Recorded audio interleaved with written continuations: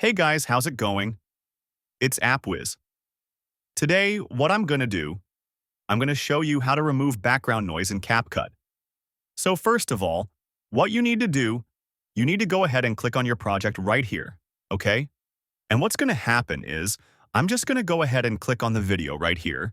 And what I'm going to do, I'm going to just swipe right to the tools right here until you find the, extract audio. You're going to see it between motion blur and replace. Click on it. As you can see here, the audio has been extracted right away, okay? Now, what I'm going to do, I'm going to just go ahead and click on the audio right here. And what I'm going to do, I'm going to just swipe right here and just, go ahead. Let me just go ahead to the end part of this video and click Reduce Noise. And what's going to happen, after you toggle it on, the audio will be played automatically. And what's going to happen is you're going to hear the voice without the, the background, right? And as you can see right here, after reducing the noise, the, other things behind the voice will be removed automatically from CapCut. Let me know in the comments if this video helped you. Don't forget to like and subscribe, turn on the notification bell to receive every video we upload. Thank you for watching. See you in the next one.